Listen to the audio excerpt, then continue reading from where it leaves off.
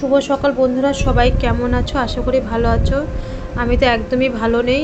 আর এখন বাজে 8:30 বাজে, উঠে গেছি কিন্তু অনেক ভোরে। আর আমাকে দেখতেই পাচ্ছ, আমি কালকে রাত্রে ঘুমাইনি, মাথায় তেল দিয়ে রেখেছিলাম। মানে একটু ঘুমাইনি জানো সারা রাত। না রিমিও ঘুমাতে পেরেছে। একবার মানে বাইরের থেকে ঘুরে এসি, দেখি কোনো ফার্মেসি খোলেনি। দাদা হঠাৎ করে রাত্রিবেলা বলছে ও পুচকির, মানে ওর মামার বাড়ি ওকে পুচকি বলে ডাকে, তো পুচকির এত জ্বর এসছে। আমাকে তো জানাসনি। আমি কি জানাইনি, ভাবলাম প্রথমে ওষুধ এনে খাওয়াই, দেখি কমে কি না। তারপরে দেখি কমেনি, বলে ওষুধ আনলাম। তারপরে আমাদের বাবার বাড়িতে মানে কল্যাণী হসপিটালের একটা ডাক্তার আমাদের বাবার বাড়ি ওখানে বসে, করোনার সময় এসেছিলো উনি। ওই ডাক্তারটা এত ভালো, রিমিকে আগে অনেকবার দেখেছে। রিমির যদি কোনো মানে হঠাৎ কিছু সমস্যা হলে তো ওই ডাক্তার আবার ওষুধ লিখে দিল রাত্রিবেলা। এখন বাজে 8:30।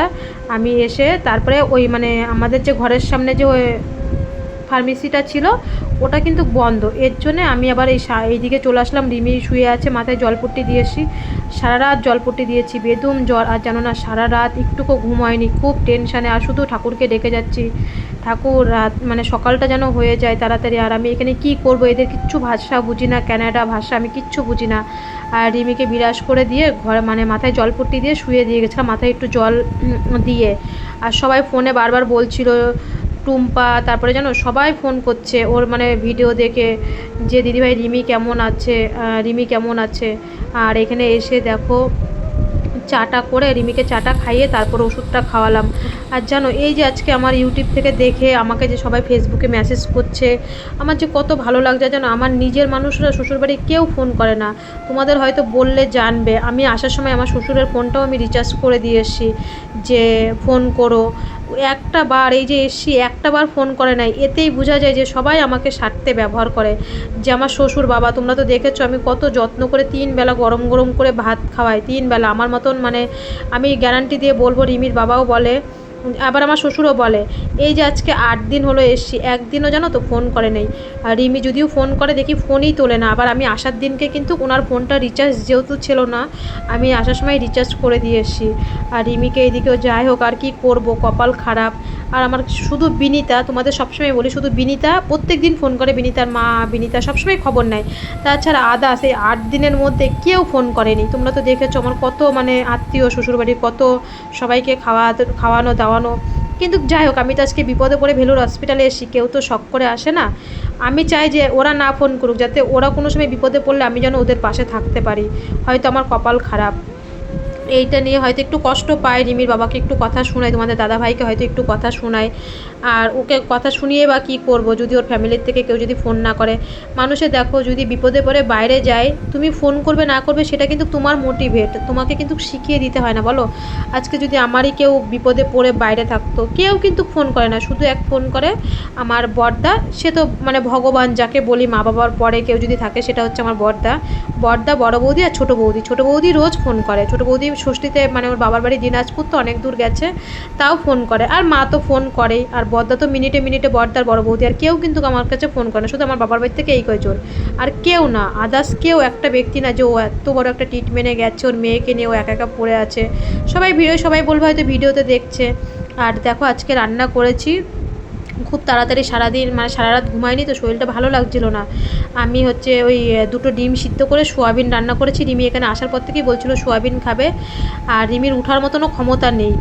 আর এইদিকে যে কখন যে বৃষ্টি হয়ে গেছে টেরই পাইনি, সারাক্ষণ ঘরের মধ্যে বন্দি হয়ে থাকি, তো কিচ্ছু টের পাই না কী হয়। আর দেখো দুপুরবেলা স্নান করার পরে না কারেন্ট চলে গেছে। আর আমাদের এই লসটাতে এত কারেন্ট যায়, আর মানে চার্জার মানে শুধু মানে কিচ্ছু নেই, জেনারেটার ফ্যানেটার কিচ্ছু নেই, এত অসুবিধা।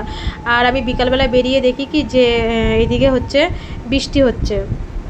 তারপরে যখন একটু বৃষ্টিটা কমলো 6টার দিকে, আর এখানে 6টা মানে কি 7:30টার দিকে সন্ধে হয়। আর এই রাস্তাটা, সব জায়গার রাস্তা কিন্তু ঠিক হয়, এই জায়গার রাস্তাটা আমি আজকে 8 বছর ধরে এই রাস্তাটা একই রকম দেখলাম। রাস্তাটা এত নোংরা, মানে ঠিকই হয় না রাস্তাটা। আর এই রাস্তা দিয়ে না চলতে খুব অসুবিধা হয়। আর এই দেখো মানে 6:30 বাজে, দেখো মেলার মতন মানে এত লোক। প্রথমেই এসে রিমিকে আমি একটা ডাবের জল খাওয়ালাম, মানে ইমিউনিটিটা যে না জ্বর হলে ওটা কমে যায়। আর এখানকার ডাক্তাররা কিন্তু রিমির যে আগে অপারেশন হয়েছিল 22 সালে, প্রত্যেক দিন 2টো করে ডাবের জল খাওয়াতে হতো। আমাদের দেশে বলে কি ঠান্ডা লাগে, কিন্তু এখানকার ডাক্তাররা বলে কিচ্ছু হয় না। কালকে লেবুর রস খাইয়েছি বলে আজকে লেবুর রস খাইনি, আজকে একটা ডাব নিলাম 30 টাকা আর 40 টাকা। এই 30 টাকা দিয়ে ছোটো একটা ডাব নিলাম, রিমি খেলো। এখানে তাও 30 টাকা 40 টাকা করে ডাব পাওয়া যায়, আর আমাদের দেশে তো পাওয়াই যায় না, 60 টাকা দিলেও ডাব পাওয়া যায় না, মানে তার আগেই বিক্রি হয়ে যায়। আমরা যে সোমবারে পুজো টুজো দিতে গেলে তো ডাবই পাই না খুঁজে, শুধু দুধ গঙ্গা জল দিয়ে শিব মন্দিরে পুজো দিই। আর এখানে কিন্তু মানে এভেলেবেল ডাব, তুমি কটা নেবা দেখো, এক একজন কিন্তু মানে ডাবটা এত মানে যেই খাক এত উপকার হবে, মানে সবার ক্ষেত্রেই।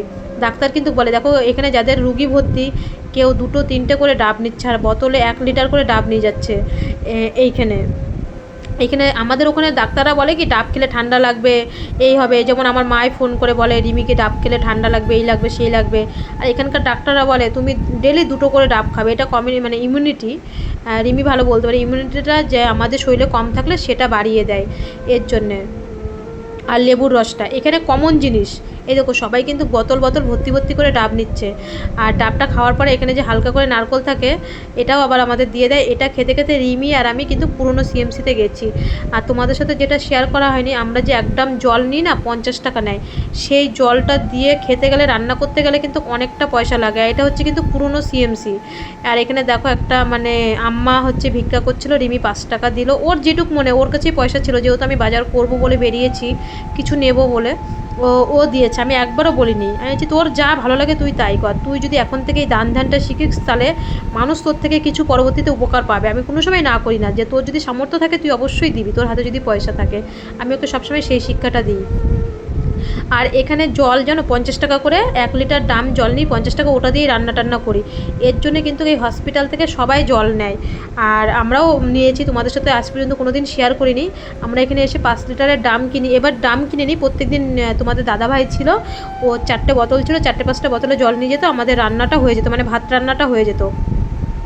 আর এখানে দেখো অনেক লাইন পড়েছে, সবাই কিন্তু এইভাবেই জল নেয়, রান্নার জলটা, আর একটা জল খাই 50 টাকা করে কিনি। আর দেখো সবাই লাইন দিয়ে, মানে কলগুলো আগে যেন এত ভালো ছিল, এখন দেখি কি আস্তে আস্তে জল পড়ছে।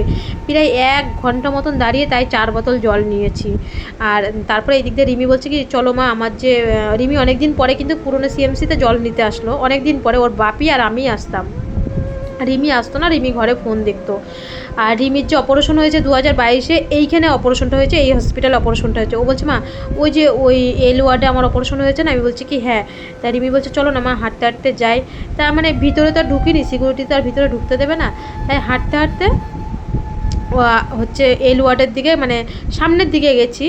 আর এটা হচ্ছে তো প্রথমেই মানে পুরনো সিএমসির অনেক যারা পুরনো এসে, যারা এখন মানে বর্তমানে রানীপেটে যায়নি, রিমির যেখানে এখন ট্রিটমেন্ট হচ্ছে বা পরবর্তীতে বিএমটি হবে, সেখানে অনেকেই হয়তো যায়নি, কেউ কেউ গেছে, ওটা তো 2023-এ চালু হলো। আর এখানে এটাই মেন কিন্তু পুরনো সিএমসি।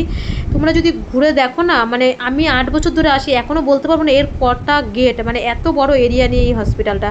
আর ওই যে এল ওয়ার্ডে রিমি কিন্তু ওখানে 2022-এ ওর ওখানে অপারেশন হয়েছিল, ওখানে ছিল 3 দিন, ছিল 4 দিন, 4 দিনের দিন ছুটি দিয়ে দিয়েছিল। আর এইটা হচ্ছে চার্চ, আমার একটু অসুবিধার জন্য আমি চার্চে যেতে পারিনি। আমি বললাম মা 2 দিন পরে আসবো চার্চে, আর সবাই চার্চে প্রার্থনা করতে যাচ্ছে, আমি আর ভিতরে ঢুকিনি। আর এইদিকে চলে আসলাম, ওই দিক দিয়ে ঢুকে এই দিক দিয়ে বেরিয়েছি। এখানে একটা পোস্টার লাগানো আছে, রিমি আবার এখানে দাঁড়িয়ে দেখলো পোস্টারটা, বললাম না ওর ভিতরে কিন্তু কৌতূহলটা প্রচুর, মানে জানি না পরবর্তীতে এরকম থাকবে কি না, যদি এরকম থাকে তাহলেই ঠাকুর মঙ্গল। ও এখানে পোস্টারটা পড়ে দেখলো। আমি বললাম কী রে মা এখানে পোস্টারটা পড়া, বলছে মা এখানে যদি কেউ পড়তে চায় তাহলে সে পড়তে পারবে, কাউকে জোর করানো না, মানে পড়তে পারবে বলতে কেউ যদি এখানে সিএমসিতে মানে পড়াশোনা করতে চায়। আমি বললাম যাই হোক, আমার এটা জানা থাকলো ভালো হবে। অনেকের তো ইচ্ছা হতেই পারে সিএমসিতে বাইরে পড়াশোনা করার জন্যে। দেখো অনেকে হয়তো এরকম কথাবার্তাগুলো বলবে না, যদি আমার ভিডিও দেখে থাকো, তোমাদের যদি কারোর এরকম এখানে পড়ার ইচ্ছা হয় অবশ্যই পড়তে পারবে, যে এখানে পোস্টারটা। অনেকে কিন্তু এইভাবেই আমার মতন অন্তত ক্লিয়ার করে কথা বলবে না, সবাই ভাবে কি যে আমার সন্তানই বড় হোক, আমার সন্তানই পড়াশোনা করুক, কিন্তু না, এটা একদম না। উপরে সে একজন স্বয়ং ঈশ্বর আছে, তুমি যদি ইচ্ছা করো তুমি এখানে পড়াশোনা করতে পারো, অবশ্যই এখানে কিন্তু পড়াশোনা করার মতন ব্যবস্থা আছে। রিমি বললো আমার এখনও আমার টাইম হয়নি, আমি এখনও আমার প্রচুর, এমনিতে আমার 2 বছর ধরে আমার পড়াশোনায় অনেকটা গ্যাপ গেছে, আমার এখনও অনেক পড়তে হবে, খাটতে হবে, তারপরে এখানে আসতে হবে, তার আগে আসতে পারবো না। আর এইদিকে দেখো আবার রিমির কিন্তু, রিমির চোখ মুখটা দেখেই বুঝতে পারছো যে রিমির মানে এখনও শরীরটা পুরোপুরি সুস্থ হয়নি। আর এইদিকে দেখো রিমির ওষুধ নিলাম, এর মধ্যে ফার্মেসিতে ওষুধ নিতে নিতে এত জোরে বৃষ্টি নেমে গেছে, অনেকক্ষণ দাঁড়িয়েছিলাম। আর দেখলাম অন্ধকার, রাত হয়ে যাচ্ছে, ঘরে তো আসতেই হবে। রিমিকে আমার উন্নাটা দিয়ে ঢেকে আমি পুরো ভিজতে ভিজতে ঘরের দিকে চলে আসলাম। আর একটা রুটি কিনেছিলাম, তোমাদের দেখাইনি, ভাবলাম এখন সন্ধে হয়ে গেছে, সেই একবার ভাত খেয়েছি দুপুরবেলা 11:30-12টার সময়, আর এখন প্রায় 7:30 বাজে, খুব খিদে পেয়েছে, কি খাবো, তাই পাউরুটি নিয়ে আসলাম। পিসগুলো একটু ছোট ছোট ছিল, ডিম টোস্ট করলাম, দুটো ডিম টোস্ট করে রিমি আর আমি খেয়েছি সন্ধেবেলা, আর একটু চা খেয়েছি আমি, সেটা তোমাদের সাথে পরে আর দেখাইনি। আর এইদিকে দেখো আমি বাড়ির থেকে রিমি না চট কিনে নিয়ে এসেছিলো আর উল কিনে নিয়ে এসেছিলো, এখানে তো কিছু একটা করে আমার টাইম পাস করতে হবে, তাই এই চাটা খেয়ে তারপরে এই আসনটা করছিলাম, এখনও করা হয়নি, এখনও ডিজাইন তুলতে হবে, এইটুকু করেছি, তাই তোমাদের সাথে শেয়ার করলাম। যা করি এখানে সবই তোমাদের সাথে মোটামুটি শেয়ার করি। আর আসনটা করতে করতে রিমি একটু ফোন দেখছিল, আর আমি আর কি করবো, এই আসনটা করেই টাইম পাস করছি, আবার রাত্রেবেলা খেতে হবে। আর এইদিকে দেখো রিমি না একদম কিচ্ছু খেতে পাচ্ছে না, আর আসনটা কত দূর হয়েছে তাই তোমাদেরকে দেখাচ্ছিলাম। আর এইদিকে রিমি না একদম খেতে পাচ্ছে না, খুব কষ্ট করে 2-4 গাল খাইয়েছে, আর দেখো ওর কিন্তু এখনও জ্বর কমেনি, ও খুব কষ্ট করে খাওয়া দাওয়া করছে। রিমি এমনিতে বেশি একটা বায়না করে না, যা দিই তাই দিয়েই খাই, কিন্তু ওই যে সোয়াবিনের তরকারি ছিল ওটা দিয়েই খেয়েছে, আর দেখো রিমির চোখ মুখগুলো কিন্তু একদম ফুলে গেছে, আমার খালি ভয় করছে যে কখন না হিমোগ্লোবিন কমে। এই যে রিমিকে এখন খাওয়াচ্ছি, এখন 9:30 বাজে, রিমিকে ওষুধ খাইয়ে, আর এই যে আবার রিমির হালকা হালকা জ্বর আসছে, আমি যে খাওয়াচ্ছি, একটা থালেই নিয়েছি, আর রিমিকে খাইয়ে আমি খেয়ে ঘুমাবো, জানি না রাত্রিবেলা কী হবে, কালকে সারা রাত ঘুম হয়নি, সারা রাত জলপট্টি দিয়েছি, আর কয়েক ঘন্টা পর পর জ্বর আসার, আমি একা একা জানো না, সারা রাত ঘুম হয় না, আমি বসেই থাকি, আর ভাবি কি দেশে তো কাউরে হলে কিছু ডাক দিতাম, কিন্তু এখানে তো কাউকে ডাকতে পারি না। সবাই ভালো থেকো, সবাই সুস্থ থেকো, পাশে থেকো রিমির।